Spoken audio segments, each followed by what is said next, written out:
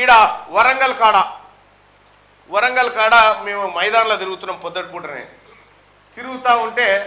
ఆయన మన బీసీలంతా ఆంధ్ర గ్రౌండ్ అంతా ఖాళీ అయిపోయి ఒక దగ్గరకు వచ్చి అన్న మన సభ పోస్టర్ ఇక్కడదే అని ఆంధ్ర ఆవిష్కరిస్తుంటే ఒక ఆయన వచ్చిండు పాపం ఒక రెడ్డి ఆయన వచ్చిండు ఆయన వచ్చి పాపం ఇంత డేర్గా చూడ్రి ఏది వీళ్ళందరి ముంగట డిమాండ్లు ఏంటి మీ అన్నాడు ఏం పేరు రెడ్డి గారని నేను అన్న అప్పుడే అంటే ఓ రెడ్డి చెప్పాను డిమాండ్లు ఏంటి అని అంటే కరపత్రం 42% రిజర్వేషన్ ఇది కరెక్టే అన్న ఇవ్వాల్సిందే కానీ రాజకీయాలు అయితే వద్దన్న మీకు బీసీలకు అవి మేము చేస్తామని అంటే కానీ అంత గయ్యన లేచారు బీసీలు అంతా ఆయన మీరు ఈ తల్లి ఇన్ని రోజులు మాకు చెప్పి ఇంకెన్ని రోజులు చేస్తారా ఈ మాట అని పాపం ఆడున్నటువంటి రజకులు నాయ బ్రాహ్మణులు అందరు లేచారు ఒకటేసారి గయ్యి లేవగానే అమ్మాయి బీసీలు ఒకటైరా ఆయన అటు పోగానే పాపం ఇద్దరు వైశ్యులు వచ్చారు కౌంటర్లు అన్న మమ్మల్ని మీ దాంట్లో చేర్చుకోరాదు రేపు బీసీలల్లా అని వచ్చారు మనది పెద్దది గుండె రరి మేము ఏ పేదవాడు వచ్చినా కూడా అక్కున చేసుకొని అన్నం పెట్టేటువంటి గుండెలు మన బీసీ గుండెలు అటువంటిది ఇలా మీరు కూడా అన్యాయం అవుతారు ఈ విద్యుత్ ఉద్యోగులలో ఉన్నటువంటి బ్రాహ్మణ వైశ్య సోదరులకు కూడా చెప్తా ఉన్నా మీరు అలా సోపతి పోతే కరవవుతారు వస్తే మా బీసీ నాయకత్వం సోపతి రర్రి మీకు దక్కాల్సిన వాటా దక్కుతుంది మీ హక్కుల కోసం మేము మాట్లాడతాం కాబట్టి సోదరులారా తీన్మార్ మల్లన్న ఎందుకు చేస్తూ ఉండు పోరాటం ఒక ఆయన మంత్రి పదవి గురించి ఉంటాడు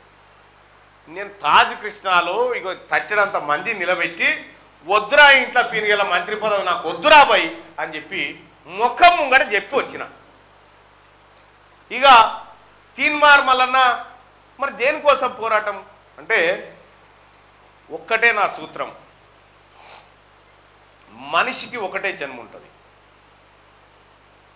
పోయిన జన్మలు ఎవరన్నా రాయడా ఎవరు లేరుగా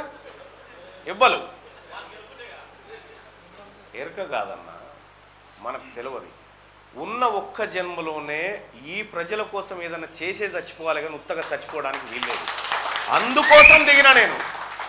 ఈయన బీసీ ప్రజల కోసం ఏదైనా చేసిన తర్వాతనే చనిపోతుంది తప్ప ఉత్తగా చనిపోనని రంగంలోకి దిగినాం కాబట్టే ఇలా ఇంత నిజాయితీగా ప్రజల ముందు కొట్లాడుతూ ఉన్నాం ఎస్ తీన్మార్ మల్లన్న ఒకటే డిసైడ్ అయ్యిండు నేను 4 సంవత్సరాల్లో బీసీ రాజ్యం తెస్తా సోదరులారా 4 సంవత్సరాలు 40 కాదు 4 సంవత్సరాల్లో బీసీ రాజ్యం తీసుకువచ్చి మీ కాళ్ళ దగ్గర పెట్టకపోతే నా పేరు తీన్మార్ మల్లన్న కాదు మీరు చూడండి ఎందుకు చెప్తా ఉన్నంటే సోదరులారా ఒక అధికారం వస్తే ఇవాళ మీరు చెప్పిన డిమాండ్లు చూస్తూ ఉంటే డైరెక్టర్లకు నోటిఫికేషన్ ఇచ్చి ఇంకా భర్తీ చేయలేదు ప్రమోషన్లు లేవు అడుగా ప్రమోషన్లు అంటున్నారు ఇన్ని సమస్యలన్నీ ఉంటాయా బీసీ సర్కార్ వచ్చినాక ఒక్కనన్న డైరెక్టర్గా అమ్మనిగా వాళ్ళని చూద్దాం అవుతాడా ఒక్కరిని కూడా కానీయం ఎందుకు చెప్తున్నామంటే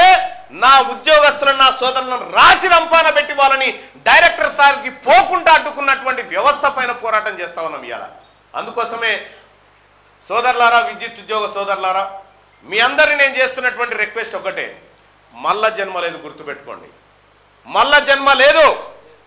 నేను పదే చెప్పిన ఒక ఎమ్మెల్సీ అయితేనో ఒక ఎమ్మెల్యే అయితేనో ఇంకోటి అయితేనో ఏముంటుందన్నా పెద్ద లెవెల్ ఇవాళ రేపు కార్పొరేటరే చేతులు ఉండడు కానీ నేను 1000 సార్లు చెప్పిన ప్రజలారా నేను మీ జీతగాన్ని అని చెప్పిన ఎందుకు చెప్పిన ఈ మాట అంటే నాకు ఓట్లేసి గెలిపించినటువంటి వాళ్ళు ఓనర్లు అవుతారు నేను జీతగాన్ని అవుతా తప్ప నేను ఓనర్ని గాను ఎప్పటికని చెప్పిన ఈ మాట రేపటి ఉద్యమంలో కూడా రేపటి తెలంగాణ మరో బీసీ ఉద్యమంలో కూడా రేపు బీసీల ఉద్యమం ఏదైతే జరుగుతుందో అక్కడ కూడా తీన్మార్ మల్లన్న జీతగాడే తప్ప ఓనర్ ఎట్టి పరిస్థితిలో గాడు క్యూ న్యూస్ ఛానల్లో పనిచేయటకు అనుభవం గల సీనియర్ వీడియో ఎడిటర్స్ కావాలను సంప్రదించవలసిన నెంబర్ 8688926084 qnewsads@gmail.com ను సంప్రదించండి. లైక్ చేయండి.